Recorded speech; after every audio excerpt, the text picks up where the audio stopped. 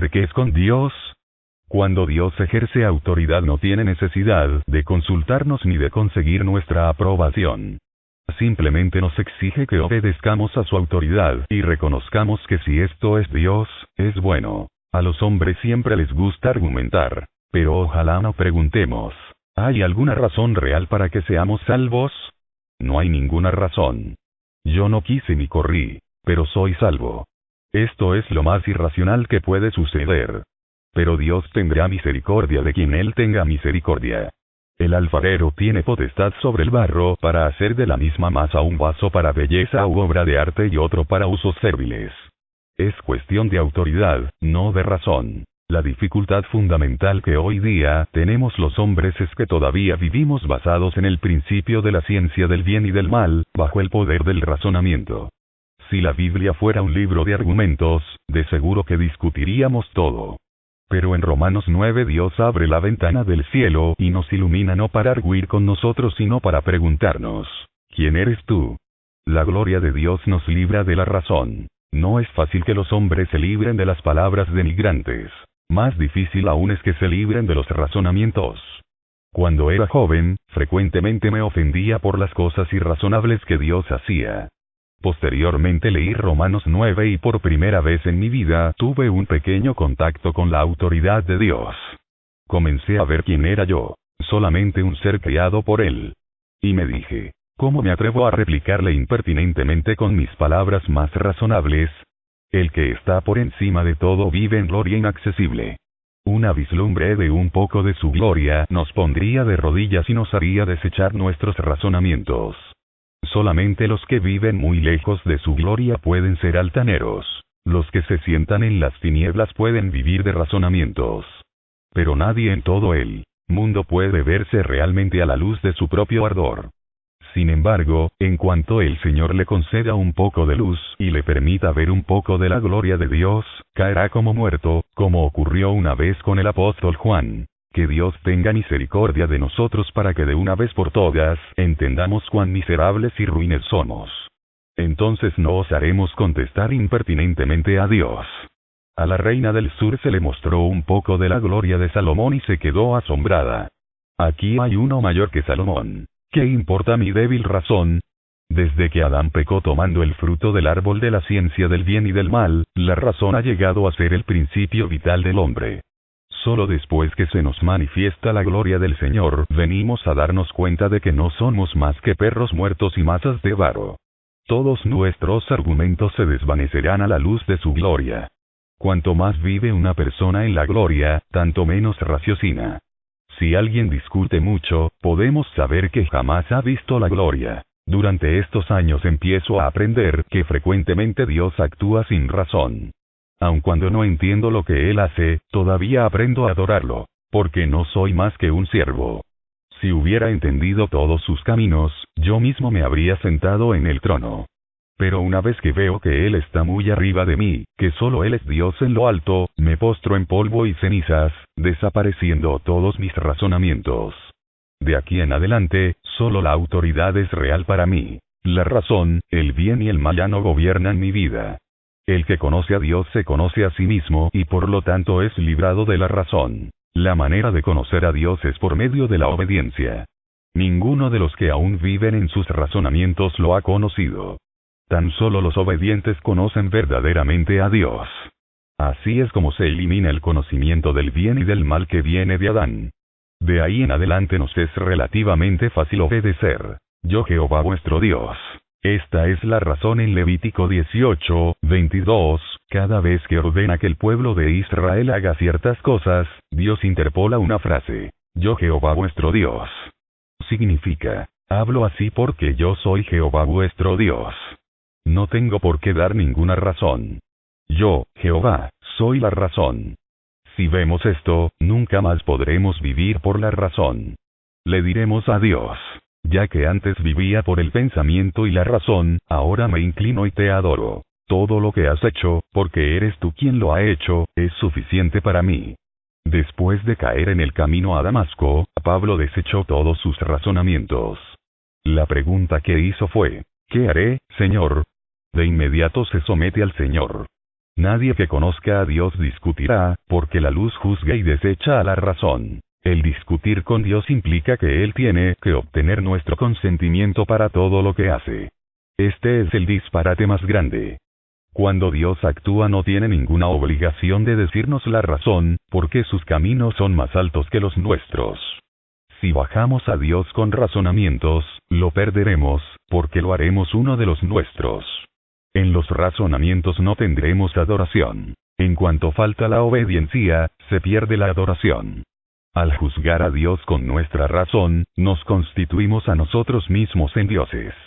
¿Dónde, pues, está la diferencia entre el alfarero y el barro? ¿Tiene el alfarero que pedir el consentimiento del barro para hacer su trabajo?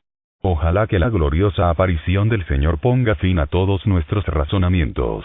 Capítulo 10. Las manifestaciones de la rebelión del hombre. Continuación. 3. Los pensamientos. Porque las armas de nuestra milicia no son carnales, sino poderosas en Dios para la destrucción de fortalezas, derribando argumentos y toda altivez que se levanta contra el conocimiento de Dios, y llevando cautivo todo pensamiento a la obediencia a Cristo, y estando prontos para castigar toda desobediencia, cuando vuestra obediencia sea perfecta. Segunda a los Corintios 10, 4, 6. En un nexo entre la razón y el pensamiento el hombre manifiesta su rebelión no solo en la palabra y la razón sino también en el pensamiento. Las palabras rebeldes provienen del razonamiento rebelde y el razonamiento a su vez se origina en el pensamiento. Por eso el pensamiento es el actor dominante de la rebelión. Segunda a los Corintios 10, 4, 6, es uno de los pasajes más importantes de la Biblia, porque en estos versículos se señala especialmente el aspecto particular del hombre en donde se requiere la obediencia a Cristo. El versículo 5 dice, llevando cautivo todo pensamiento a la obediencia a Cristo. Esto indica que la rebelión del hombre se halla fundamentalmente en su pensamiento. Pablo indica que debemos destruir argumentos y toda altivez que se levanta contra el conocimiento de Dios. Al hombre le gusta construir argumentos como fortalezas alrededor de su pensamiento. Sin embargo, es preciso destruir estos argumentos y llevar cautivo el pensamiento. Los argumentos deben ser desechados, pero el pensamiento, devuelto. En la guerra espiritual, es preciso tomar por asalto las fortalezas antes de poder llevar cautivo el pensamiento. Si no se desechan los argumentos, no hay ninguna posibilidad de llevar el pensamiento del hombre a la obediencia a Cristo. La palabra altivez del versículo 5 es edificio alto en el original.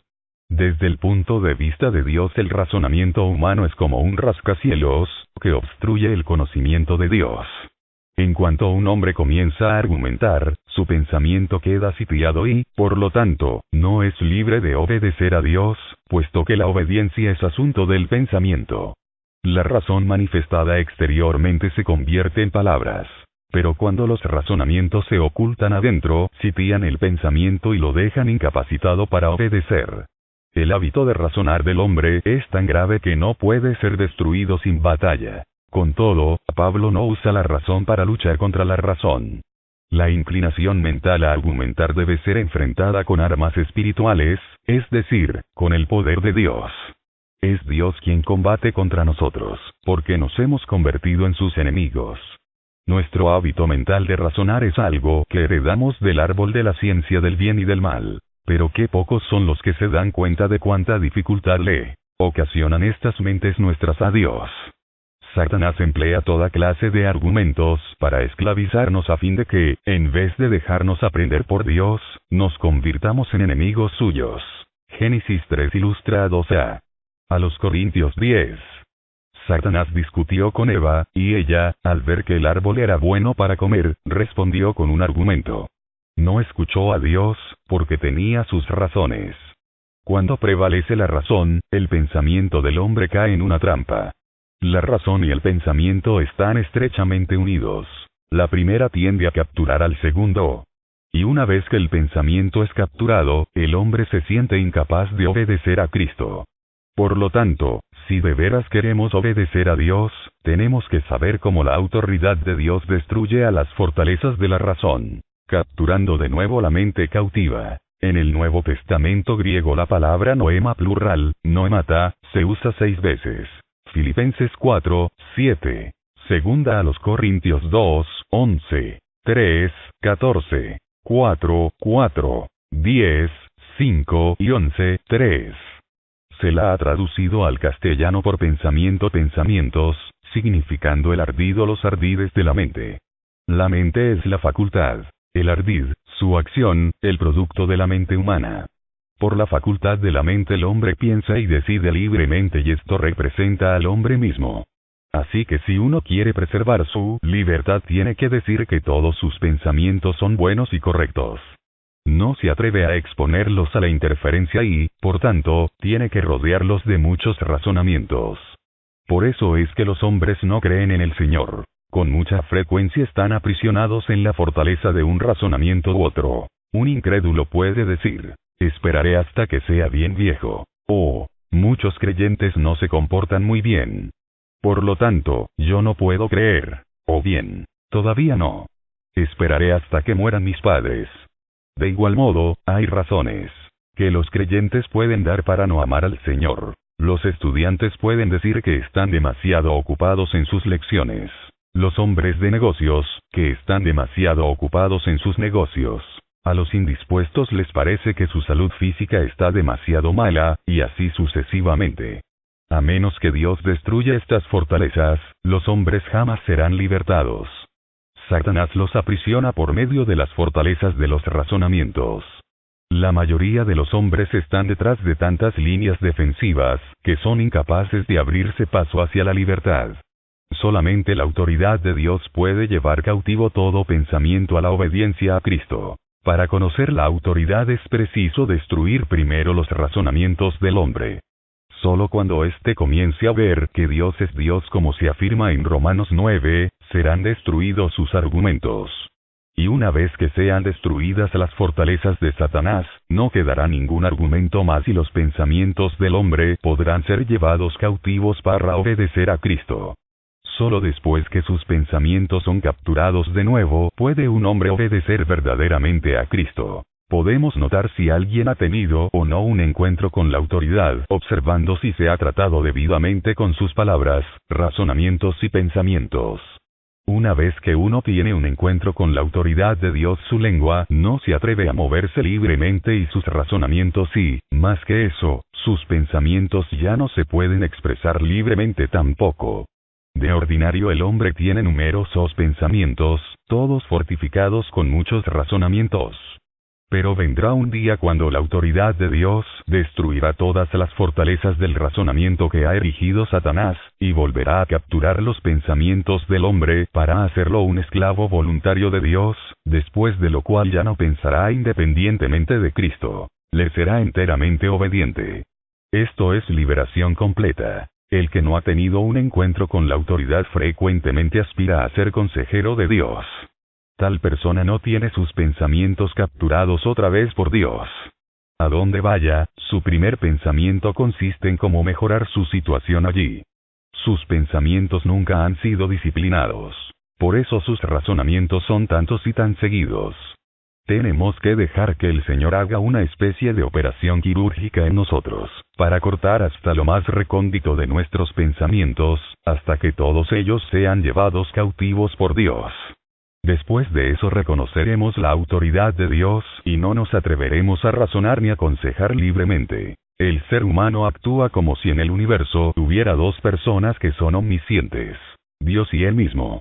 Es un consejero que sabe de todo. Tal actitud indica claramente que todavía sus pensamientos tienen que volver a ser capturados, que no sabe nada de la autoridad. Si yo fuera una persona cuyas fortalezas de razonamientos hubieran sido realmente derribadas por la autoridad de Dios, ya no podría dar consejos ni tendría interés en hacerlo. Mis pensamientos estarían sujetos a Dios y ya no sería una persona libre. La libertad natural es la base del ataque de Satanás.